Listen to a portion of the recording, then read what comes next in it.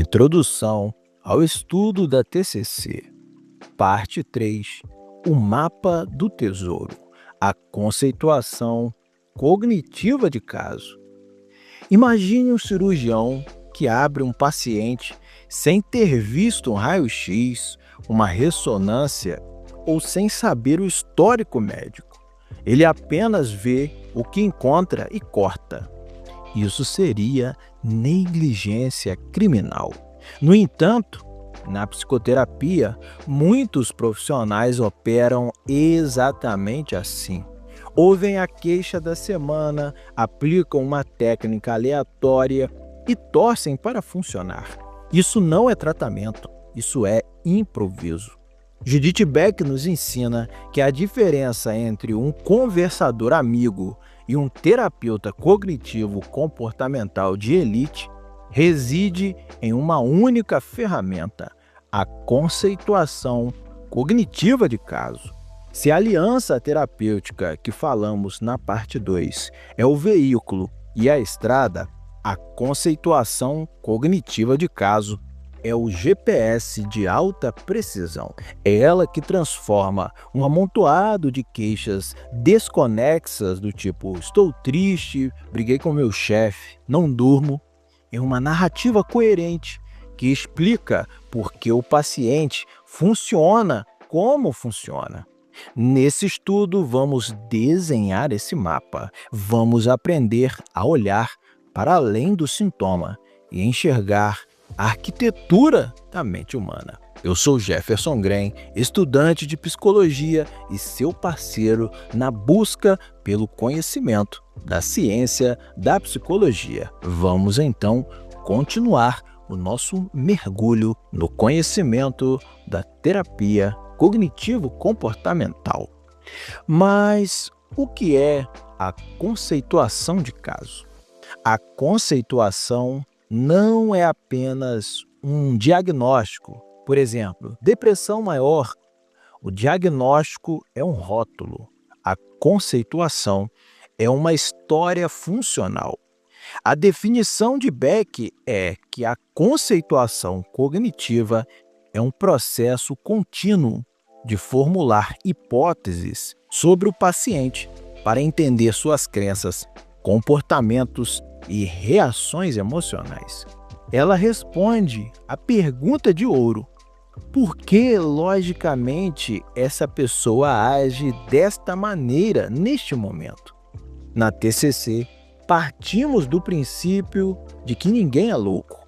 Todo comportamento, por mais autodestrutivo que pareça, como se cortar, evitar sair de casa ou explodir de raiva, tem uma lógica interna baseada em como a pessoa aprendeu a sobreviver no mundo.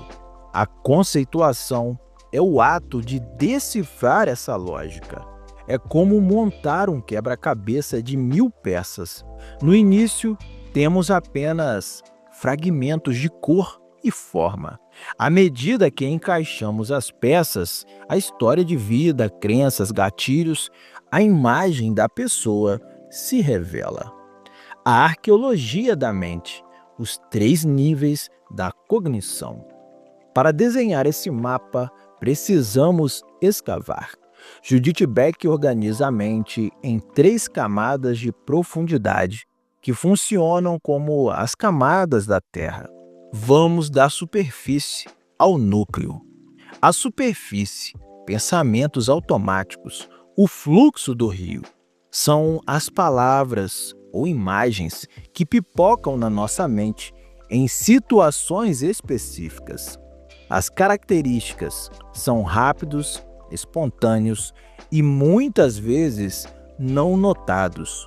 Aceitamos-los como verdade. Exemplo: o chefe franze a testa. O pensamento automático que surge: ele vai me demitir, eu fiz besteira. O impacto gera a emoção imediata, ansiedade, tristeza. É aqui que a terapia começa, mas não é onde ela termina.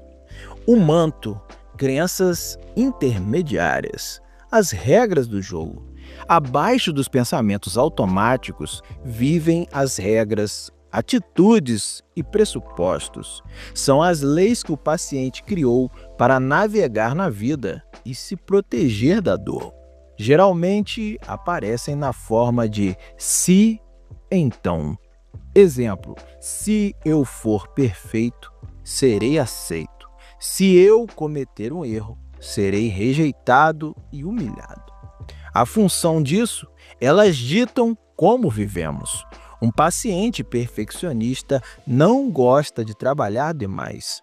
Ele obedece a uma regra interna rígida para evitar a catástrofe da sua crença nuclear. O núcleo, crenças nucleares, a rocha-mãe. No fundo da mente, formadas geralmente na infância através de experiências repetitivas ou traumáticas, estão as crenças nucleares. As crenças nucleares são globais, rígidas e super generalizadas. O paciente as vê como verdades absolutas sobre si mesmo. Eu sou. Sobre os outros, as pessoas são. E sobre o mundo é. As 3 características de Beck, geralmente as crenças negativas, caem em 3 grandes temas. 1. Desamparo. Eu sou fraco, incompetente, vulnerável. 2. Desamor. Eu sou indesejável, feio, destinado à solidão. E 3. Desvalor.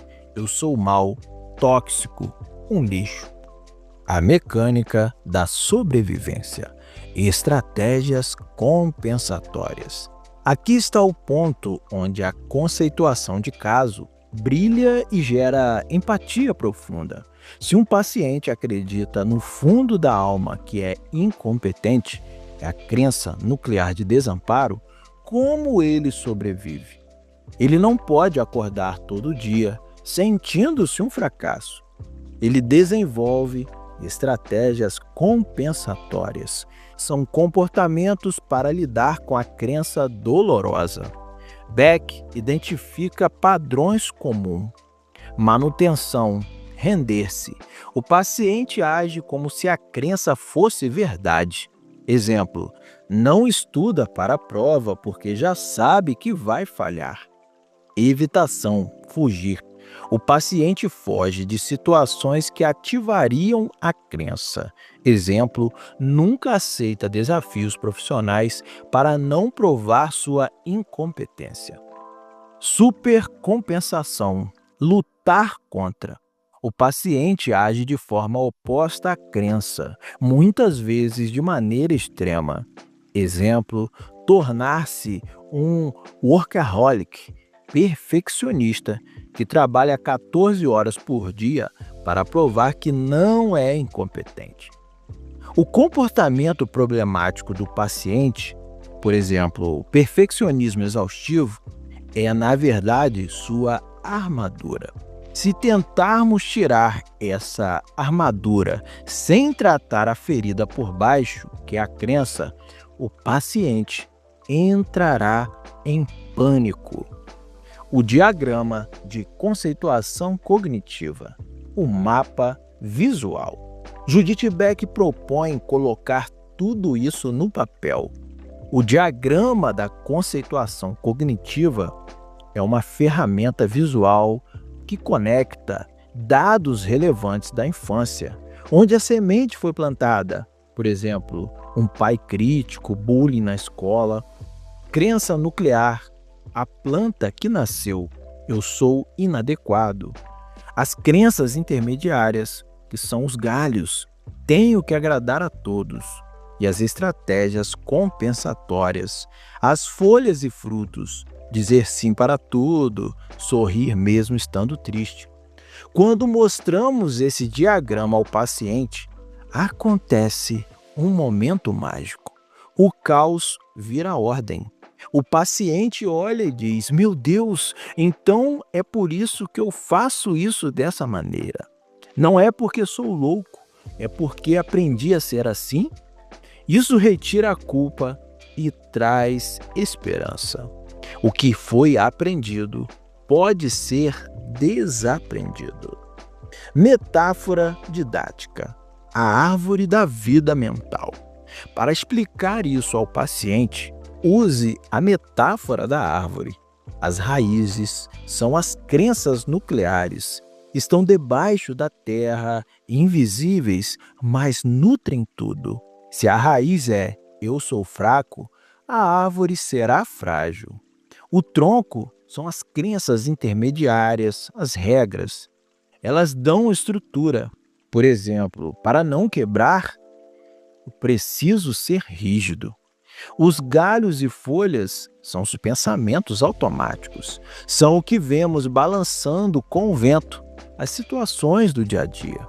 Os frutos são os comportamentos e as emoções, o resultado visível. Muitas terapias focam apenas em podar as folhas, acalmar o pensamento do dia.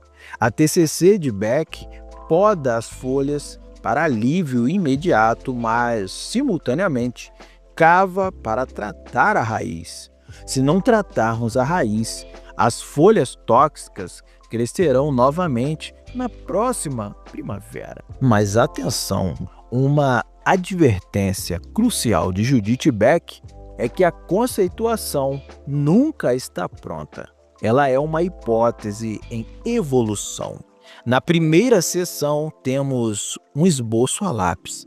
Na quinta sessão de terapia, passamos a caneta em algumas partes. Na 10ª, talvez tenhamos que apagar e redesenhar uma área, porque descobrimos uma nova crença. Compartilhar a conceituação com o paciente fortalece a aliança terapêutica. Pergunte: isso faz sentido para você? Esse mapa descreve o terreno da sua vida? Quando o paciente valida o mapa, ele se torna coautor de sua própria cura.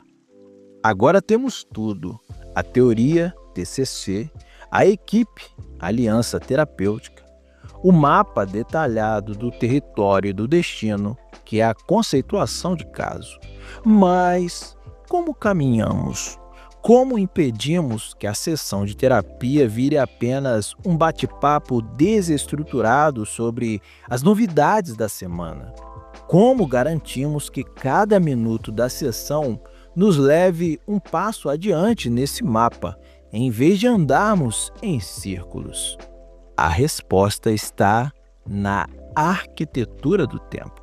A TCC é famosa por sua estrutura eficiente, que maximiza a mudança e minimiza o desperdício.